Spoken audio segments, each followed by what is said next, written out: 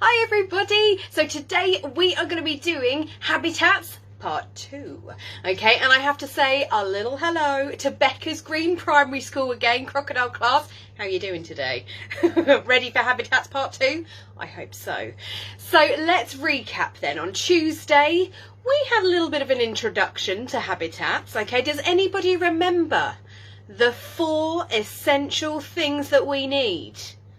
I think we need a recap. Come on then. Number 1, food. As we all know, this is essential for survival. Number 2, water.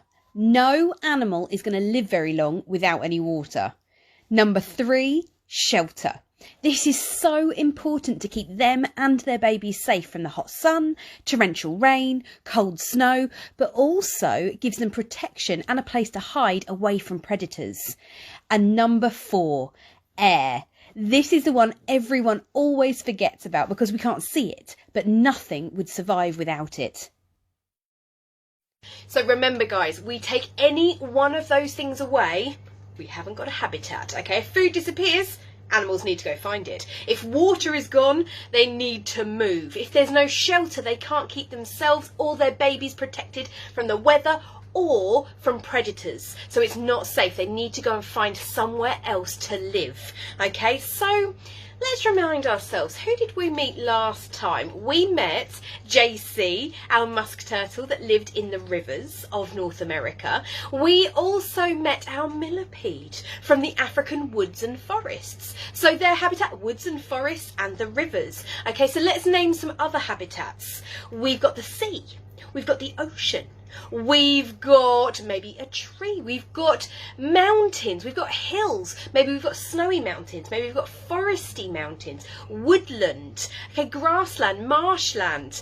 All of these places are habitats for a variety of animals. And remember, you're not just going to have one animal in that habitat. They're all going to work together. They're all living together and working together to make that habitat work. So who are we going to meet now? I'll get them ready for you.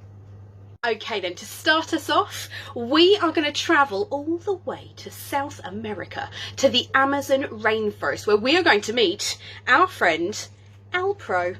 Now Alpro is known as an Amazon milk frog, not because he drinks milk, but because he has a way of defending himself against predators. He will secrete, so make this milky substance that comes out of his skin. And if eaten, that is going to make an animal very, very poorly. Okay, so that is why he is called the Amazon milk frog. Now these guys would live in the canopy layer of the rainforest. They can be up to 100 foot up in the trees. That is really, really high, but they love it there. They very rarely come down to the floor. So he is able to camouflage really, really well. If you look at the little patterns and shading on his skin, he's able to camouflage in amongst the shadows of the leaves and the twigs, so he can protect himself. Other animals are not going to be able to spot him very well. And you can see he's holding onto my fingers really, really well, using these little sucker pads. Aha, you're not going to show anyone. These little sucker pads on his toes that let him stick to the leaves, or my fingers, so he doesn't fall off. These guys are pretty incredible. So we've spoken about his shelter. He is an insectivore, so that means he eats, can you guess? Insects. Okay, so we've covered his food now. Now water, living in the rainforest, that is going to be easy peasy for him, because in the rainforest, what's the weather like? Incredibly rainy. So when it rains, that's going to hit his body. He's going to be able to absorb the water into his skin, and that's going to be how he has his drink. Now air, that's kind of a given. In the rainforest, especially like the Amazon rainforest, they are known as the lungs of the world because they produce all of this oxygen from all of the trees. So the air there is going to be beautiful for him. Now this is actually Alpro's little debut to the world. He's never actually been introduced to the public. So I think he has done an amazing job. Well done, Alpro. So we are staying in South America, but we're not staying in the Amazon rainforest, oh no.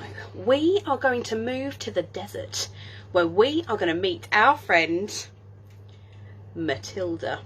Now, Matilda is a Chilean rose tarantula. As her name suggests, you would find these guys living in Chile, around Argentina, and also Bolivia as well. And they are desert species. They like it nice and warm, nice and dry. Now I'm going to get her close up for you and focused in so you can see her in all her glory. Okay, now these guys living in the desert, it's a really, really hard habitat to live in. We have spoken about the 4 essential things. So food, she is another insectivore, so she is going to eat all of those creepy crawlies, all of those things that are smaller than her, she's going to gobble them up. Okay, but water is really hard to find in the desert. So what she's going to do is use the liquid that she gets from all of those bugs that she eats. She's going to use that to get her water source. Obviously in the desert it does sometimes rain, but not very often at all. Okay, but as it's so hot during the day, often when it cools down of a night time, that's when you get little water droplets forming. So often these desert species, these desert animals, they can use those water droplets to get a little bit of a drink, okay, but they're not going to get the majority of their water like other animals would. Now her shelter. In the desert, it's very, very difficult to find shelter because there's not a lot of plants. There's not a lot of trees or bushes, things like that. Everything's very, very spiky, dry, very tricky place to live. So often desert animals will make their own shelter. She will actually create a burrow underneath the ground. So that is going to save her from any predators, to keep her safe, but it's also going to keep her nice and cool out of the desert sun so she doesn't overheat. And that's what these desert animals need to do. They need to protect themselves from the elements, from the weather. Okay, she is pretty incredible though. I know a lot of people get quite squeamish about spiders, but she is very, very beautiful. If I hold her up here, look, that little black blob that you can see in the middle, in between, just below my finger, that is her eyes. Those are her eyes. So she's got 8 eyes and they're all clustered together there. She's pretty incredible, isn't she? So we've met a variety of animals that live in completely different habitats to one another, but like we keep saying, they all have those 4 things in common: the food, water, shelter and air. Okay, so all animals, all living things need those 4 things to be able to live in an area called their habitat. Okay, now I know you love my little quizzes, so we are going to do another one now. See if you can get these right. We will talk about the habitat and guess what they would use for their shelter. Okay? First up, we have the pancake tortoise. Now, unlike most tortoises, these guys have got a flat shell, and this means it doesn't offer much protection from predators, so it's important they find good shelter in their habitat.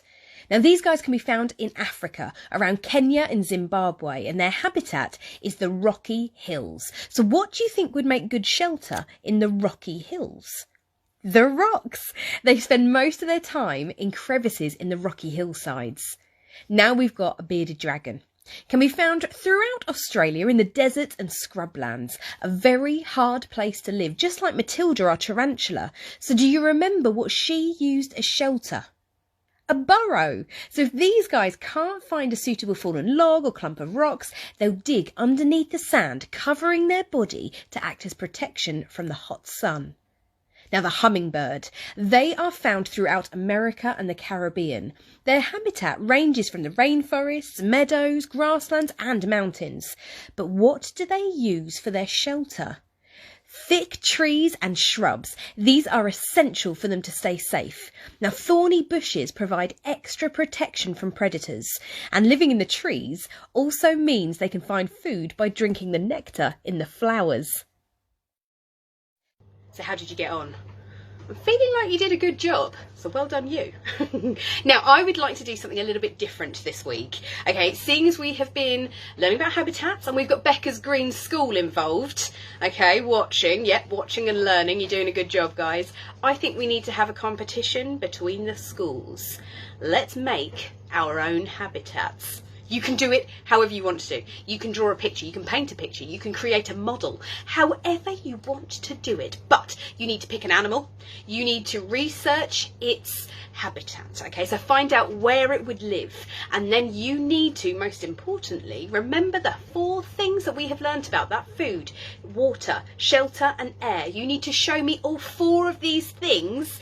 Okay, air, I'll let you off because that's kind of a given. All right, so the other 3 I need to see. All right, so pop them in your picture, your painting, your model, okay? And I would like a picture of that sent to me if you can, okay? So you can either put it in the comments of this video, you can private message me, you can email me. My email is info@animalworkshops.co.uk, and I would love to see that, and then maybe I might feature them in one of my videos. How about that then? Get creative, guys.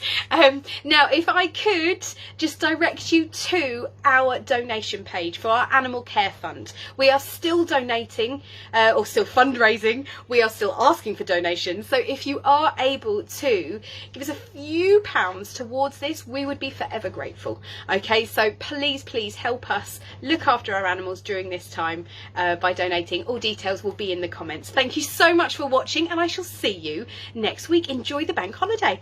Bye.